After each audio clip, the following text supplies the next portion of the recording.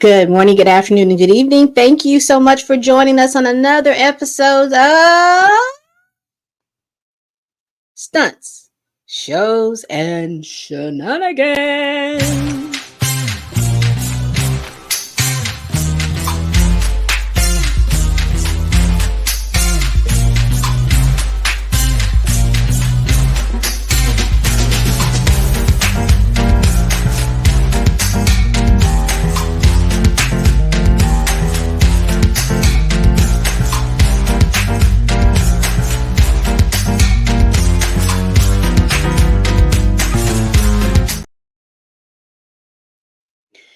Good morning, good afternoon, and good evening. This is Pamela, and you are watching Pam Entertainment TV. And you are on volume 6 of Stunts, Shows, and Shenanigans, where we review all the news weekly news. All right. Make sure that you please like, comment, and subscribe. Just hit that subscribe button. It's somewhere down up in there. And hit the like button. That helps me with my engagement. And if you so choose, please subscribe. And once you subscribe, you'll be open to all the Stunt Shows Shenanigans, my weekly show. Also, any movie reviews, any television series reviews, and any incidents in pop culture that I will review. All right, people, as you've noticed, this is pre-recorded, not live. Couple of reasons for that, but they're my own. But I will be following you all. I'm going to premiere this, and so I will be following along, watching you as you watch this movie as well, and this episode as well, and we'll continue through it. Now, I will tell you there wasn't any like really big slamming news of the week, but there was some news nonetheless, and we are going to hit in it. Let me share my screen. Let me share my screen. So let's talk about the news that we're going to be talking about. First of all, let's talk about the Supreme Court met. Now, Trump is all in the news today. He's in the news this week because of his trial in New York City on the hush payment to Stormy Daniels. He is also in the news this week because the Supreme Court held and they heard the case of immunity, blocking a president from being immune from prosecution while they're in office, whatever. So let's go over this. Now, this is from the AP. I pulled up two articles because this one seems to be leaning about that the decision. Supreme Court seems skeptical of Trump's claim of absolute immunity because he believes, and Trump's team argued that they should have absolute immunity. There shouldn't have been anything that he had done, whether it be personal or whether it be in the course of being president. He should be immune from everything.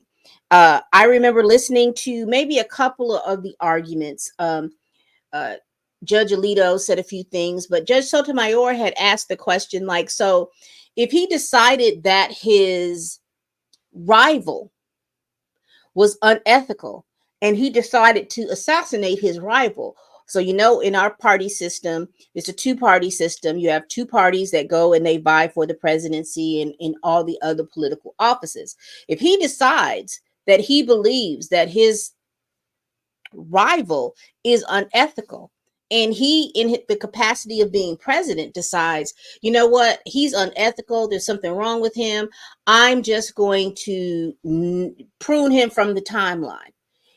Should a president be held responsible for that? There was questions like that. There were other little questions going on back and forth between the justices and things like that with that attorney. And he basically was like, well, yeah, he's the president. Trump's attorney was like, yeah, he's the president. He should be able to make decisions and stuff like that without the threat of immunity. They went back and forth and they went back and forth. So I just wanted to read just a few little pieces of this article that I thought was worthy of mentioning. Now, according to the AP, let me make sure that Mark Sherman wrote this. So let me go back through. It says, according to the AP, the Supreme Court appeared likely to reject former President Donald Trump's claim of absolute immunity. That doesn't mean that they're going to reject any claims of the immunity. They seem likely to reject absolute immunity because that will bring into some chaos. Because honestly and truly, he could become president and he could decide that he wants to do certain things, they and it would end up that he would be your president for life. You understand what I'm saying? The democracy and things like that will fall away. I am not saying, so don't mishear me. I am not saying that is his goal or that is his thing. I do not know. I do not follow Trump like that to know any of those ins and outs. If you all know those ins and outs, leave them down in the comments. Let's just chop this up. But they're just talking about what decisions that they make in regards to this will affect future presidencies, and it could affect all kinds of things. You know, the Constitution outlines certain things as to the qualifications of what you need to be as a president, right? There is nothing in that Constitution that says that you have to have a psychological exam to be president. There's nothing in the Constitution that outlines that there are certain things that you have to have, or something that you have to have a college degree, that you had gone to college, that you have to have a high school diploma. None of those things are outlined in the Constitution for the qualifications for president, for the qualifications to be in the Congress, whether it's the House of Representatives, whether it's the Senate. There are certain things, and those things are outlined in the Constitution. I think being the House of Representatives, you have to be 25 years old. You have to be a citizen of the United States, and keep going and keep going. For the Senate, you got to be, I think it's 35 years old, a U.S. citizen, yada, yada, yada. For the president, I think you have to be, I want to say it's either 35 or 45 years old. You have to be a citizen and all these other things, but it's in the Constitution. It outlines all those different things about what qualifications you need to run for Congress. That's the House of Representatives. That is the Senate. And they have qualifications about what you need to have in order to run for the presidency. Also, they have the qualifications of what you have to run to be on the Supreme Court. And I don't know if you all know that, but I don't think you being a lawyer is part of one of the qualifications for you to be on the Supreme Court. But y'all quote me if I'm wrong, but go down there in the comments. So it says the Supreme Court is likely to reject former President Donald Trump's claim of absolute immunity from prosecution election interference, but it seems possible Trump still could benefit from a lengthy trial delay, possibly beyond the November election, which is true. A majority of the justices, let me get down to where this is.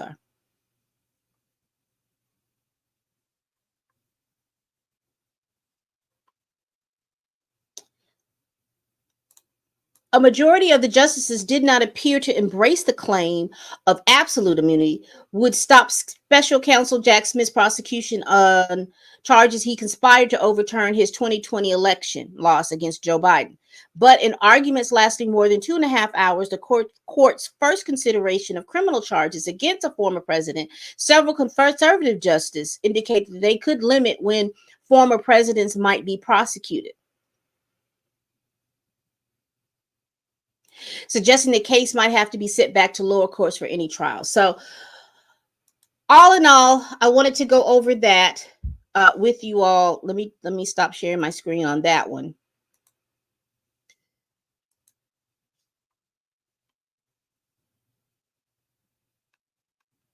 And I'm going to share my screen here. This is an article by The Hill. It was written by Niall Stanage.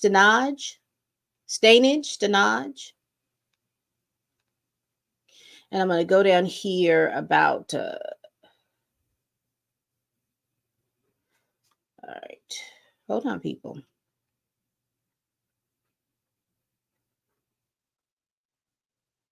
All right, here we go.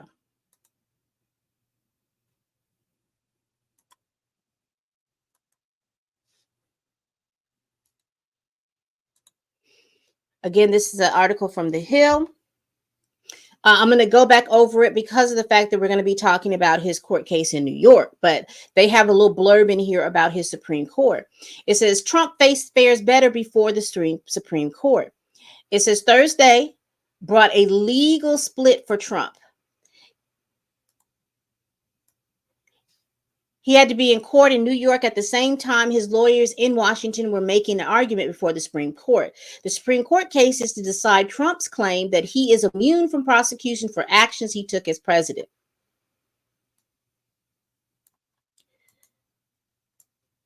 These proceedings spring from the January 6 related charges leveled against Trump by special counsel Jack Smith. The oral arguments went well for the team Trump. The court's conservative justice, six in total, three of them, now that's important, three of them nominated by Trump himself. So that has always been important in the presidency for how you stack that Supreme Court.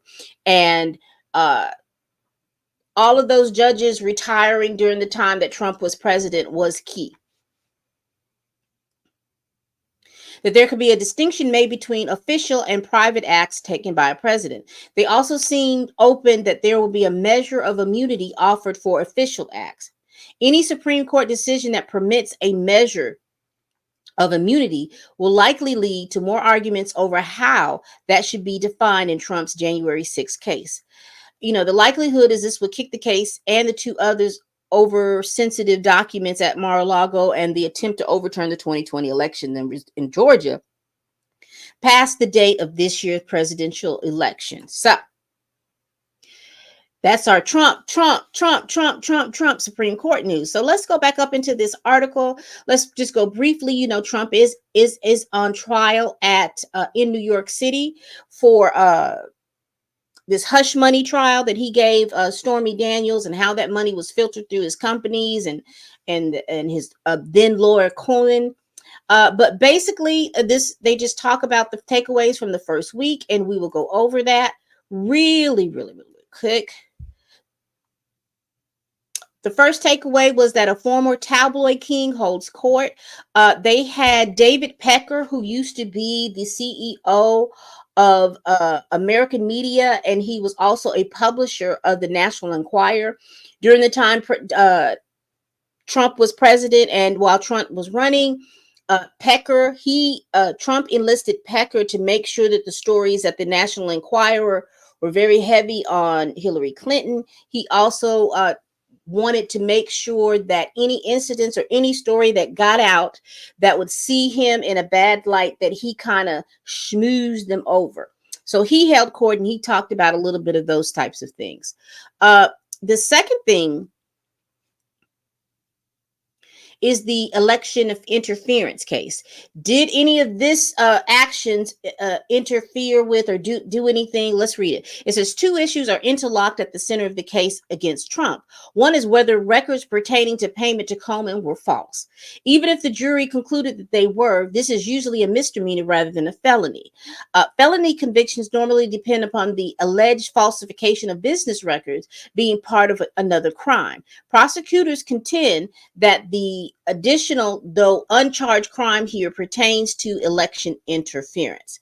So that's your friendly neighborhood district attorney Alvin Bragg up there trying to make fetch. So we will see what's going on in regards to that.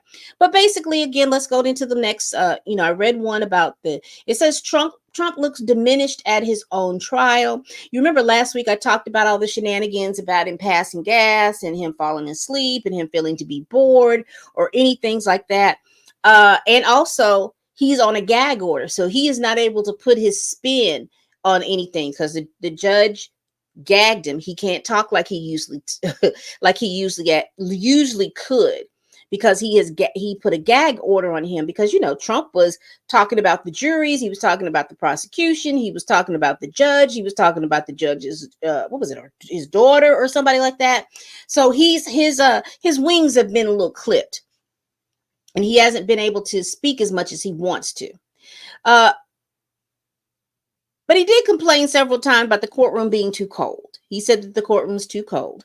He has spoken to the media outside the courtroom, but these appearances have been brief, and the former president is shorn of any pomp and staging that he enjoys at his rallies. Again, the gag order has really kind of clipped his wings.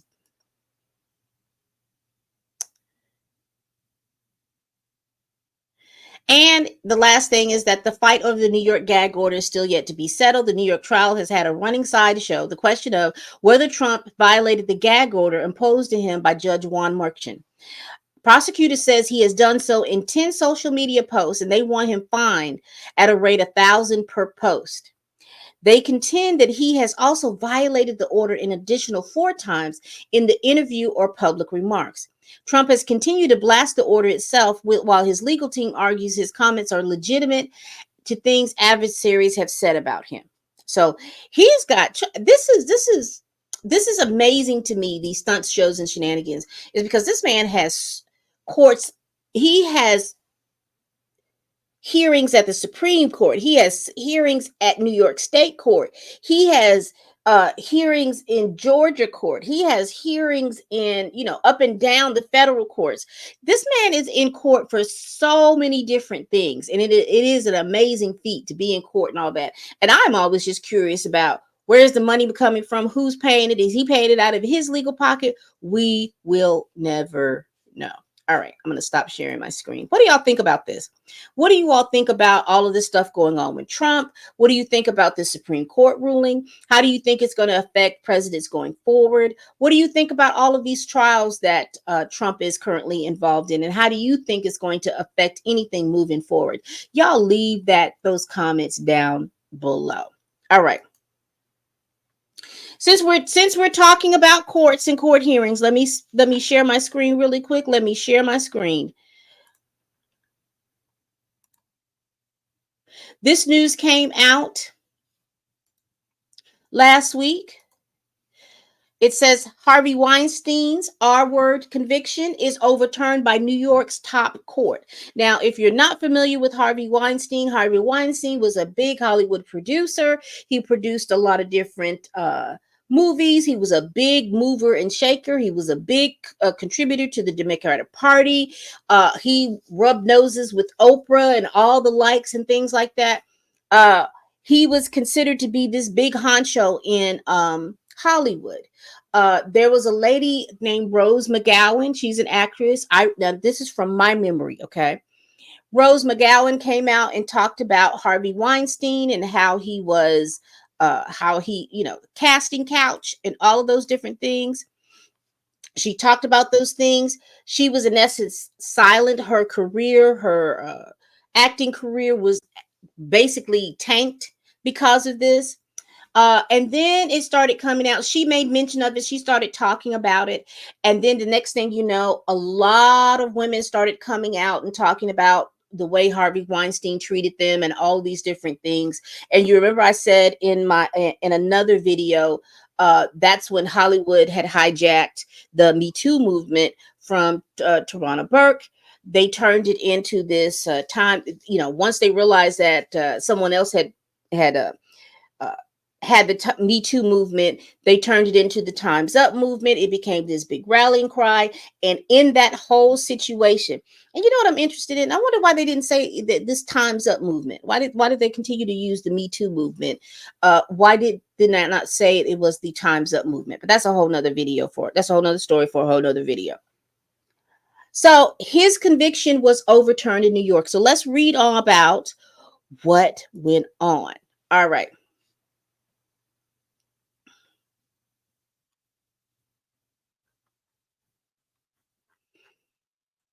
Y'all make sure y'all hit that like button and please subscribe to this channel. And if you got any comments and things like that, hey, put it down in the comment section. I read them and I do answer.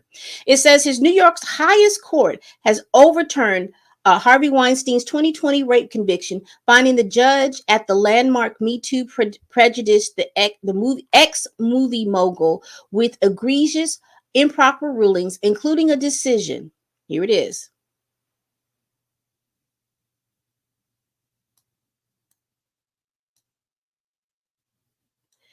Let me see, where are we?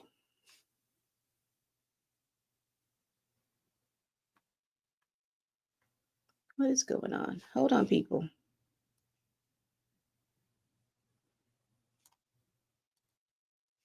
All right, here we go.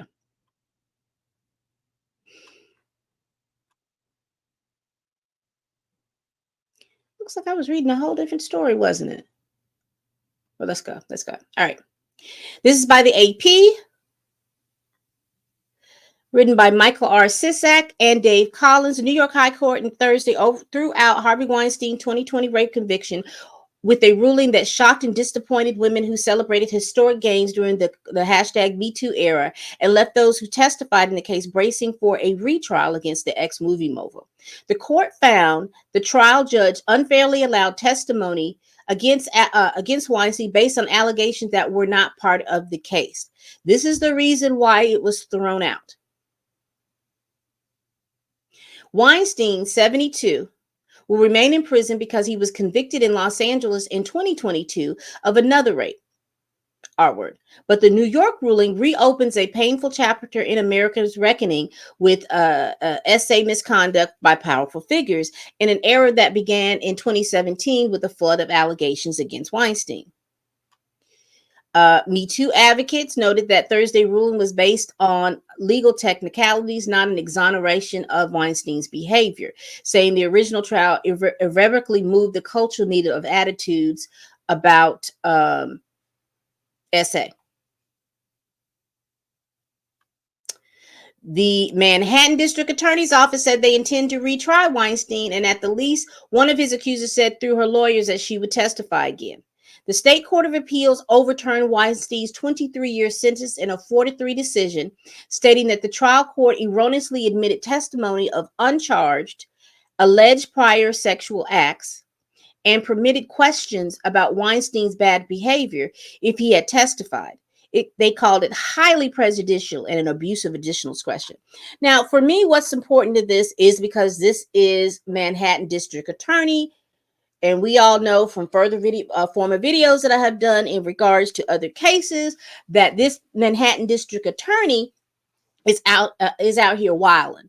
And he's out here swinging very close and slow and heady, stringing very close to just being a buffoon with what cases he's choosing to try, and all of these different things. Cases that you think he should be trying, murder cases, these types of cases that are going on, they're not. He's sticking to a lot of these cases that have to do with SA, domestic violence, uh, petty crimes, and things like that.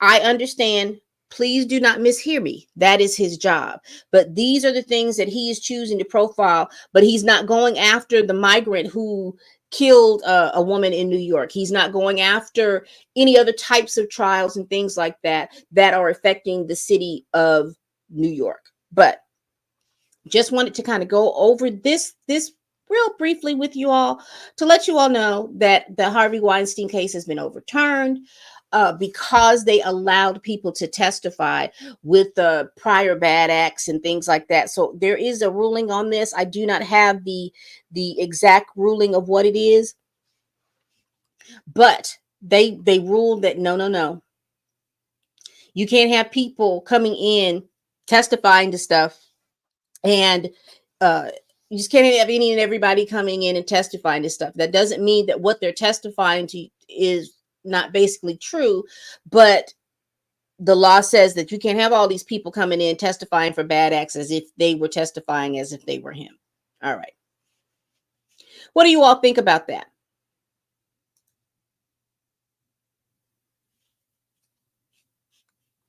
How do you think that that's going to affect any appeals cases coming behind Harvey Weinstein? How do you think that this is going to affect any appeals case in regards to all those things? See, I'm looking at also how is this going to affect that Maxwell case? You remember Ghislaine Maxwell case? There were people coming in and testifying and things like that about prior bad acts that had nothing to do with the case that she was charged for in court. But I'm not sure if that was New York court or was that federal court? So y'all let me know down in the comments. But what do you think that that's going to affect? All right. We're moving good. We're moving good. We got just a couple more stories to go. And we will be out of here. The next story that I wanted to kind of go over is because it's just what was permeating in the news this week. And I'm going to go over it. I usually don't like to be in celebrity divorces, but this was what was permeating the news, and I am going to go over it.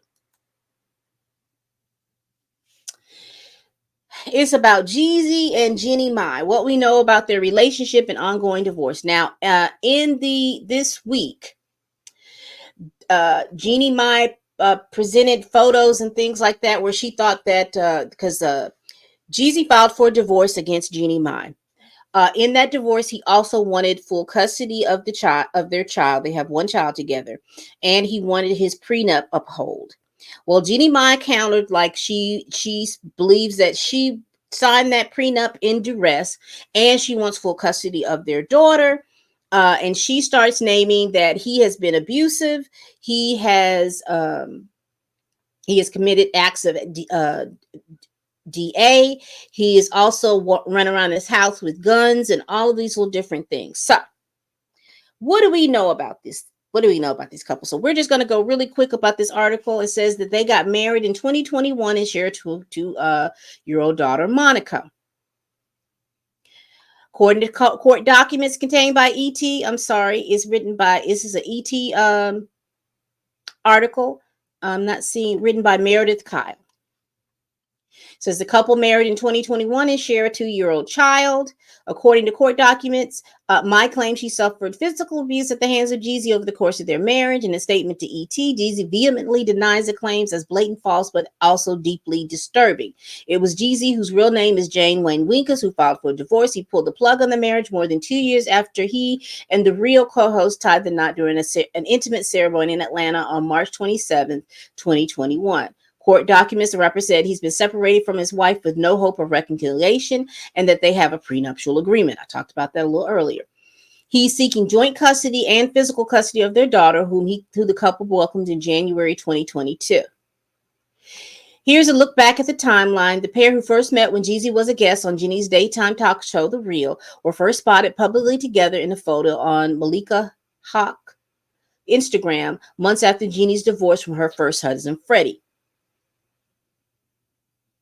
Later that year, a source confirmed to ET that the pair was a couple. Life was amazing, yada, yada, yada. Now, one little simple fact about Jeannie Mai, one of the things she said, she was married to her husband, Freddie, is when she divorced, and somewhere in the conversation they were talking about on The Real, and she made this little statement, you know, she likes her white meat, but she takes her dark meat on the side. And basically saying that, if she was to marry, if she was to do any of those things like that, she would always marry a white man. But if she wanted to play, she would always play with the black man.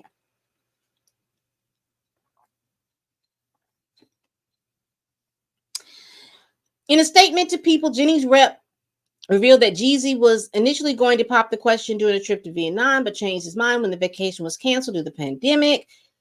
She posted about the engagement, and this is a little picture here of them being all happy and lovey-dovey. Hard times, all this other stuff. So I'm not going to go too much in it, but right now, they fighting. And they fighting for custody, and now they're throwing stops again. Jeannie is saying that he has physically abused her, and he runs around with guns. He says she's a liar. She is very abusive, verbally abusive, and he claims that she has been cheating. Okay, what do y'all think about that? Like I said, I usually don't go over stuff like this, and you see how I'm just struggling going through it. So I'm gonna stop struggling and just stop it. What do you all think about this story? Put it down in the comments. And lastly, and this is what we go round this show out.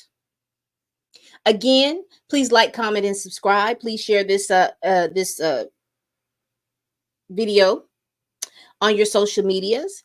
And as you see it down scrolling around, if you want to support the channel, please hit that like button. Also subscribe. If you would like, please become a member to my channel. Membership is open. Also, if you want to bless the channel with a super chat, or if you want to bless the channel with a Cash App, all that information is scrolling down below. So let's get to this last story, because y'all are going to have to help me when I tell you I could not understand what was going on. I could not understand what's going on. So last weekend was a blaze going in from Saturday, Sunday through a little bit of Monday, because Chris Brown dropped a diss track called Weakest Link. Also, while I'm gonna say that, y'all follow She Dreads Me. She did a wonderful, wonderful show a couple of days ago talking about this rap beefs, the different rap beefs that have been going on through the year, this year. Because I think Meg the Stallion and Nicki, she goes over Meg the Stallion, Nicki Minaj, she goes over the J. Cole, Kendrick Lamar, and Drake kind of situation going on over there, and she talks about this beef right here. So go support her, go support her channel. She had a great panel. I know Blue was on that channel, and there's a couple other young men that were on that channel, and they gave like wonderful insights about what they thought was going on with this beef. Now, first of all, I will do the big disclaimer: this is not my generation. I don't know what has put these two people at odds. But then as I continue to read and as I continue to read, the one thing that seems to come up quite prevalently is a woman or a couple of women. So what I understand, and again, in the comments, y'all let me know if this is not what's going on. From what I understand, Chris Brown dated Karrueche Tran for a few years. They broke up. A couple of years after Chris Brown and Karrueche Tran broke up, it was rumored that Quavo was dating Karrueche Tran. Now, why is this? Why is this important? Why is this thing? Because men date women and all the time, and people who were in uh, association or friend groups will date other people in that group, yada, yada, yada. Why is this important? Because apparently Chris Brown and Quavo and the other Migos, they were supposed to have been friends. They did a lot of tracks together. They jumped on each other's records and things like that. And they were supposed to have been considered friends. According to what I'm understanding, Chris Brown felt some kind of way when Quavo started dating Karrueche. Now, let's be very, very clear. That relationship between Chris Brown and Karrueche didn't end well. It ended to the point where I remember there was video where she was at some place and he was at some place, and they were I think that they were not together, and he jumped in the van with her, you know, trying. It was a whole lot of stuff going on. And she made mention that he had been abusive to her as well. And we do remember the infamous, was it 2008, 2009 incident between Chris Brown and Rihanna. And then we see it manifest through Karrueche and Chris Brown, to the point that when they broke up, she put out a restraining order. And if my understanding, I think that restraining order is still in play. So we fast forward to today. So apparently, in some song, Chris Brown made some mention to Quavo. And then Quavo comes out and he puts out a song called Tender. And so then Chris Brown reacted, put this diss song as a reaction to this diss song Tender. Now it's my that was the weakest link. Now it is my understanding that Quavo has since put out another song to answer to the weakest link. I don't know if Chris Brown is going to come back and put out another song or not, but I know that this dominated. I mean, the reactions and some of the stuff that Chris Brown talked about on there, like I said, it was a little shocking. It was a little jarring. I don't wish people replacing the dead with the living. I don't go into people dating the same woman or dating the same man at the same time. I don't go into all this other stuff, but that was a lot of stuff going on. He talked about Quavo not being a very good rapper. He talked about when they were sitting together at that fashion show that he really wished that he really wanted to punch his face, but Chris didn't want to mess up his bag. Chris talked about, yeah, I know that you dated my old girl, but I dated your old girl while you was dating with your girl. And at that time, you must be talking about Saweetie, because you remember Saweetie and Quavo dated, and then they broke up. And he talked about that. He talked about he dated her, and not only he dated her, he had sex with her. And not only did he have sex with her, she started pillow talking. And then he found out some more information about him, but he's not going to speak up on it. But since Quavo has come back and has dissed Chris, I'm wondering he's going to come back and spill the tea. Puns intended. He also talked about again, I said before that he wanted he believed, Chris Brown believed, that it should have been Quavo that passed away versus the other Migos group member Takeoff that passed away. So that was the basis of that disc record. It had the whole internet ablazed for about a couple of days. I know on Saturday and Sunday that's all I was hearing about. What do you all think about this? What do you all think now? I don't know too much about the J. Cole, Kendrick Lamar, and Drake beef, but all I know, if Drake is somewhere in there, all I know that's he is. If Drake is in there, that means it has been light skin activated, and he has come out with a very, very messy point. There's some mess going on in there if Drake's in the middle of it, because Drake seems like the type of person, he will throw rocks and hide his hand. He will throw rocks to see how it's going to hit, because he still don't have nothing to for Pusha T. I don't remember if he said anything after Pusha T annihilated him, but we don't know. But anytime there's beef, and I'm beginning to see that this is a pattern with Drake. You know, once he has a record, he's popular. When the popularity goes down, he finds some rapper to diss, because you remember he did this with Meek Mill. He finds some rapper to diss, everything goes up, and then he comes back with another album. He's good, and then it starts to swane, and then he comes out. Then all of a sudden he was beefing with Pusha T and them, and then Pusha T came back at him and said, like, look, this is what it is. He got his little album, he did little stuff out. So we see, and I'm pretty sure that there is some album release out. Some album release out that Drake has got going on, and this is why you're hearing all of these little different beats. Because I can't even see, because lyrically, and this is my opinion, again, I am not of the generation.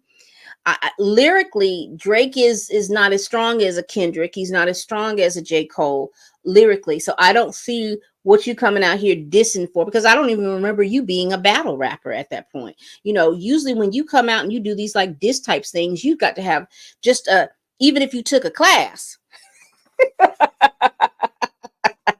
in battle rapping 101, some kind of way, you've got to have some kind of history about it. And Drake does go out and do diss records and stuff like that, but I really wish that they would just get on stage and they will handle it like men and be on stage and let their artistry and their lyricism and all of those things handle out on stage, because that would be a great concert. Now, only thing about this Chris Brown and Quavo, this is the thing: Chris Brown is a little too volatile, because he said it to himself. His mental state don't always be jiving like that. I can't see him on no stage with Quavo or anything like that, because it'll be a big old fight. I just don't see that. But I would love to see rap get to the point where, okay, you're gonna throw shots at this person, you're gonna throw shots at this person. Make this a big old concert. They don't even have to be in there. They can, like, this one group can get up there and do their little stuff. Then then they leave, and the other group can come up there and do their stuff, and they leave, and the third group. It'll be a great concert, so we could all see all our faves up there battling, singing, being lyricists, putting on the best concert that they can be. Anyway, all right, people, we do this every week. Please like, comment, and subscribe, and please share the video if you care. This is it. This is the volume 6 episode of Stunts, Shows, and Shenanigans. Again, where we review the news of the week and see which is a stunt, which is a show, and which is just plain shenanigans. All right. Please tell a friend, tell a kin, tell your coworker, tell that heifer that you can't stand that I'm over here making these videos. And as always, people, bye-bye.